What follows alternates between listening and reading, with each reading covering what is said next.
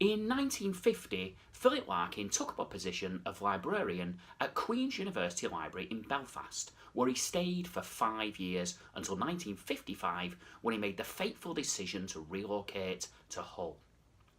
Writing to his friend Jim Sutton in the November of 1950, after a bit of comic grumbling about his colleagues and the students he was forced to share digs with at the time, he described himself as reasonably contented in Belfast. And that sense of contentment means, for once, we don't find Larkin being utterly miserable and grouchy. Well, at least not until the third of the 3 stanzas, anyway.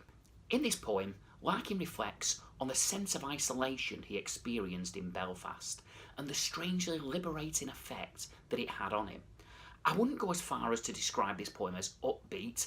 I think that's a word Larkin would detest, and I don't think any of his work ever really arrives at that particular height, but it is definitely a different calibre of melancholy from some of the other poems that we've investigated in the Wits and Weddings collection. The first words of the poem, Lonely in Ireland, might cause you to think here's another typical foray into the bleak realms of loneliness and the misery that we've seen in Bleany and Dockery, but the words that follow would call such an idea into question.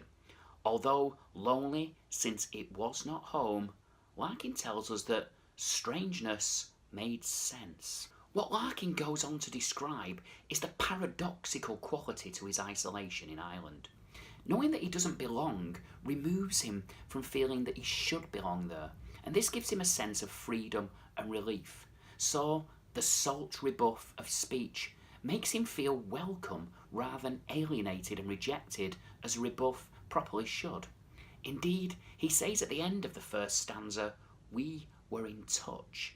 The we there, that first person plural, attesting to the sense of companionship he discovered in spite of his outsider status. In stanza 2, Larkin offers us a few piquant little descriptions of life in Ireland. Piquant meaning tasty, spicy, flavoursome. We're giving you some posh words you can throw in your essays here. You can thank me later.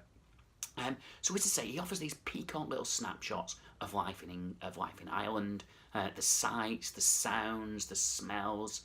It's Larkin, the master of describing and bringing to life place, something we see in a poem like Here, for example, elsewhere in the collection.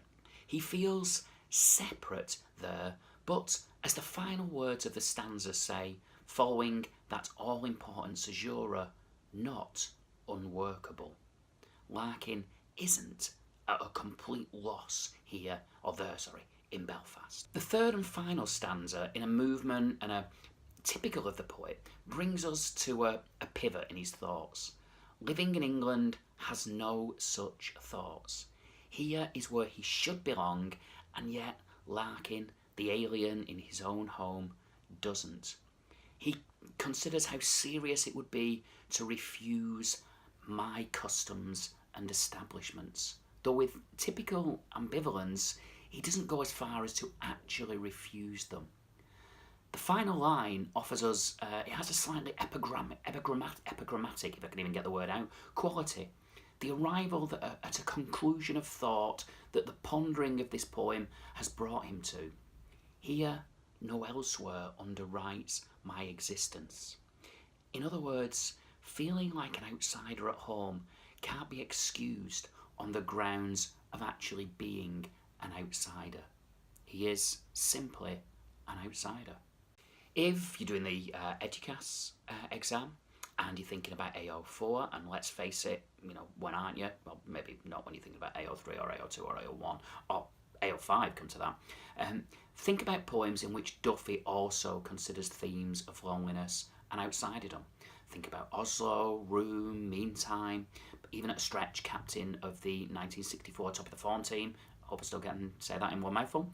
Or think about poems in which Duffy conjures a sense of place. Oslo again, Stafford Afternoons, that kind of thing. As for AO3, our context assessment objective fans, in which Larkin, we have a poem here in which Larkin feels himself cut adrift from England An England, of course, that was changing at a rapid pace in the 50s when he was living in Belfast and writing this poem.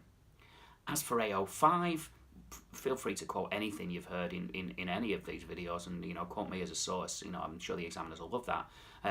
But you could also think about whether this poem shows us that Larkin, even when he's considering something as what you might expect to be as bleak as loneliness, isn't always utterly bleak in his thoughts. Sorry it's been a while since I posted one of these films. I got a couple of dislikes, so good people, pressed the thumbs down button, and it really sent me spinning off my axis. It was a hard time, but bit of therapy, I've been able to get back on the chair, find my finger prodding the record button again, and hopefully I'll do that a little bit more regularly in the future. Thanks for sticking with me. Thanks for being out there, all 23 subscribers. Hi, Mum. Yes, I will be around for my tea on Sunday. All right, thanks very much. I'll see you soon. Bye-bye.